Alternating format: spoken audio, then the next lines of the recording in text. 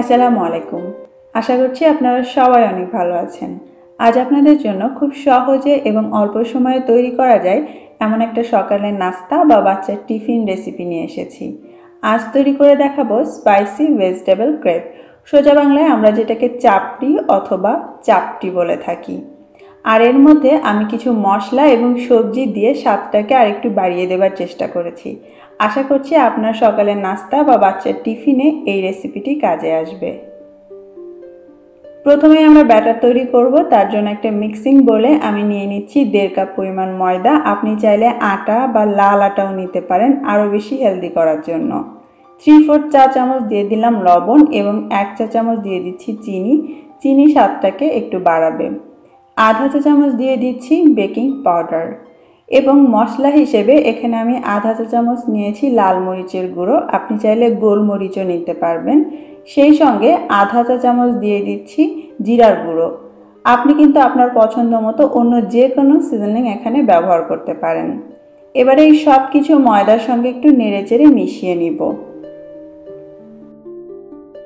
এখন ব্যাটারটা তৈরি করার জন্য আমরা এর মধ্যে দিয়ে দিচ্ছি 2.5 কাপ পরিমাণ দুধ। আপনি চাইলে পানিও ব্যবহার করতে পারবেন।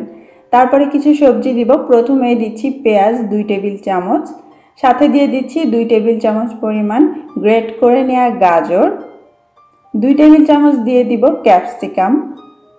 আমি সবগুলো সবজি একই রকম করে কাটার চেষ্টা করেছি এবং সবশেষে দিয়ে দিচ্ছি 2 টেবিল চামচ টমেটো। আপনি কিন্তু আপনার পছন্দ মতো অন্য যে কোনো সবজি এখানে ব্যবহার করতে পারেন।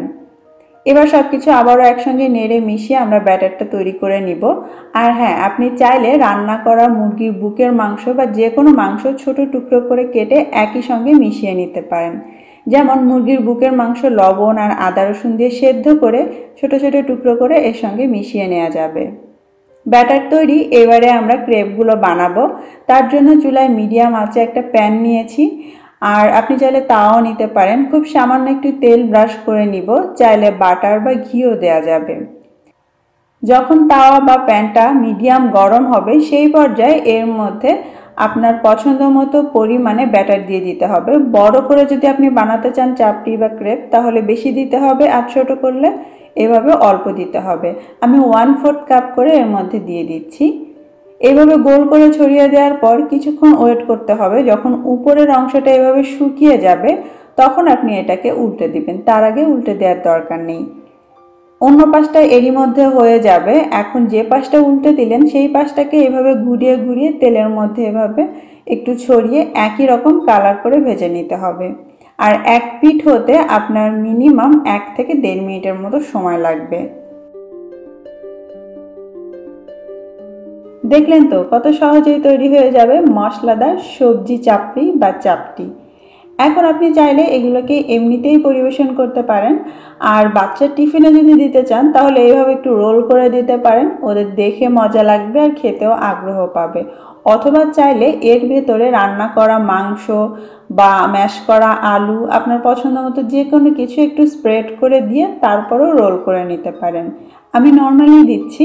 আর যদি বাসায় নাস্তার টেবিলে দিতে চান তাহলে ওপর দিয়ে এইভাবে একটু চিলি ফ্লেক্স আর ধনেপাতা কুচিও ছড়িয়ে দিতে পারেন। এবারে আমি আপনাদেরকে একটু ছিঁড়ে দেখাচ্ছি যে এটা কতটা তুলতুলে হয়েছে।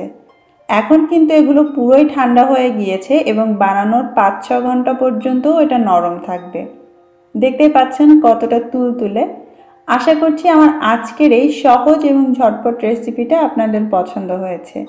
কেমন লেগেছে কমেন্ট করে অবশ্যই জানাবেন।